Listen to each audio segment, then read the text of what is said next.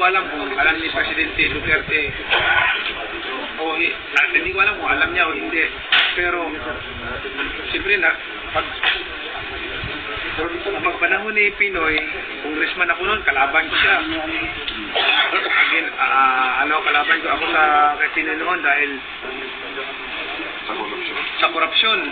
Yung mga tao niya, puro siyempre, ayaw kong makihalo doon. Pero, sa totoo lang, ngayon talaga, kung ano yung korupsyon sa past administration yung kay Pinoy, mas dubli ngayon. Dubli o sobra pa. Maniwala ka sa akin. Sabi ko, hindi ko makakain yung mga ginagawa nito mga ito. Yung pagpangawat sa gobyerno, yan ang dahilan para bakit na naghirap. In the customs, I have fired 73. Sa immigration, yung pastillas.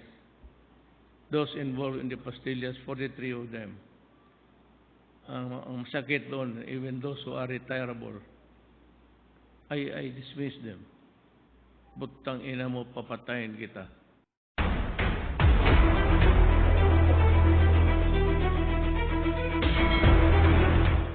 Destroy my country, I will kill you. You destroy the use of the land, I will kill you. So what's wrong with that? What law, what divine law or divine right will prevent me from saying, butang ina mo, papatayin kita? I am protecting my country. It is my duty as President to protect and serve the people of the Republic of the Philippines. So, in obedience to that mandate, that is how I interpret it. Do not, if you want, do not.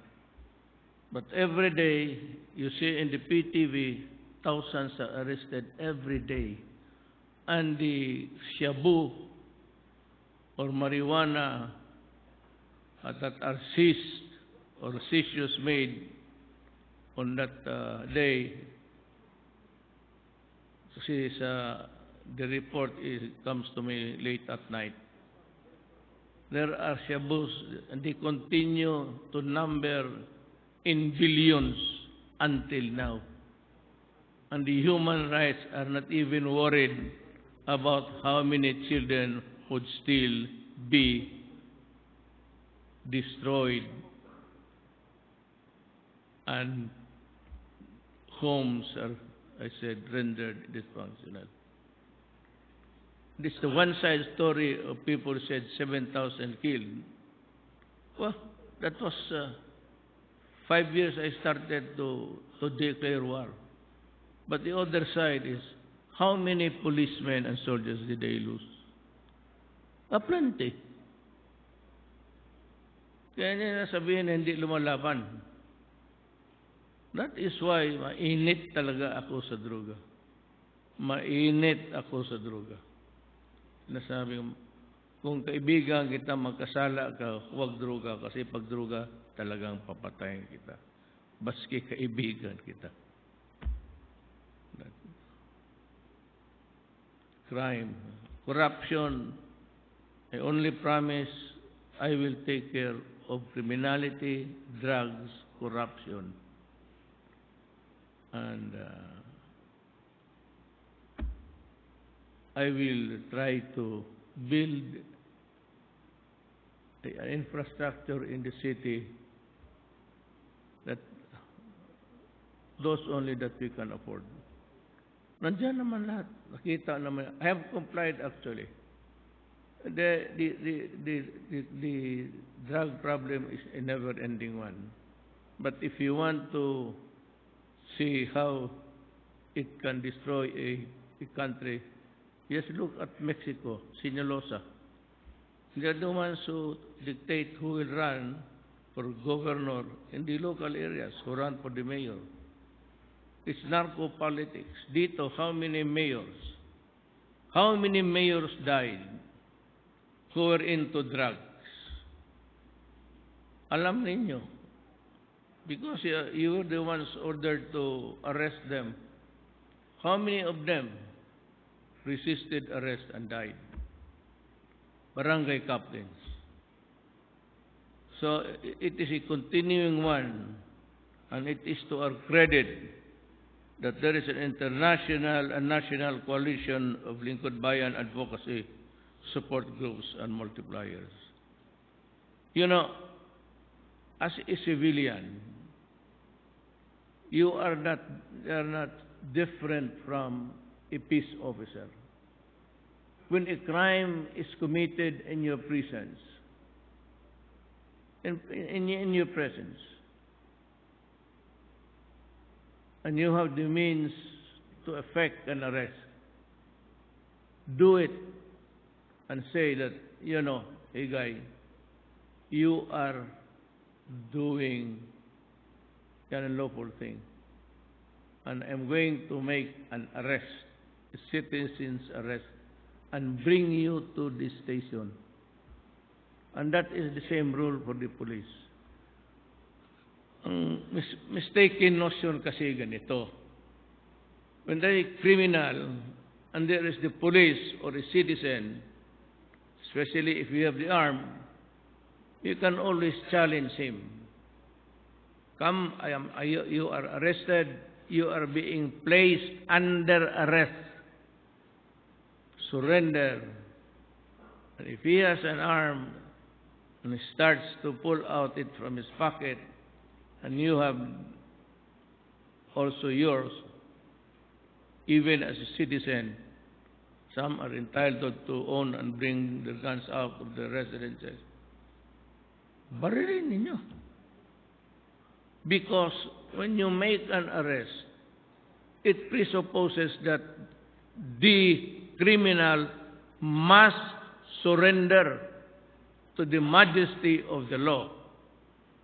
And the duty of the arresting officer, be he a military police or in making a civilian arrest,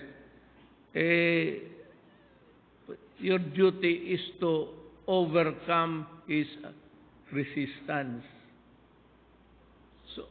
So that if he chooses to fight you with gun for gun, or maybe a blunt instrument, you have every right also to defend yourself, self-preservation. In the law, it's called self-defense. You have to bring him under your control and drag him, dead or alive, to the station. That is the essence of arrest. If he goes voluntarily with you, good. That would be the ideal setup. But if they resist arrest violently, then you have every right also to do your thing commensurate. If he wants to a boxing match, then you do it. And when the police arrives, you just explain that, I made that is why, that is good. Because if you have this coalition, you have a list of people who are there and who can arm themselves. I will order the police. If you are qualified, get a gun and help us enforce the laws. Do not simply say that you are getting an arrest kasi tapos wala kang, ikaw ang mamatay. And you are not supposed to die. The criminal must die. You must live. Remember ang arrest again. You said, you are under arrest. Put down your gun and come with us peacefully, because you will be brought to the station for the necessary documentation. Blatter, then the investigation. Ganon yan. If ang arrest, pag ayaw niya, you have to, the word in the law books itself, it says, you have to overcome his arrest so that you can bring him can place him under the custody of the law and bring him to the station. That's the rule. Pagka ganon ang nangyari, then the policeman, do not worry, let me know if that is the case. I will defend you. Ako na mismo. Because I gave you the lecture and I gave you the guarantee that I will protect you as long as you do your duty in accordance with law. You are not supposed to kill a person when he is down, lying, kneeling, begging for his life. Because atin, hindi lalaki yung gano'n. Pag nag-surrender ng tao, tapos na. But that is how it is.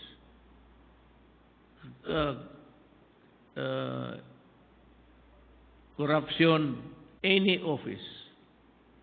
Yung permit, I don't know how many days dito sa Manila or in the other cities with Metro Manila.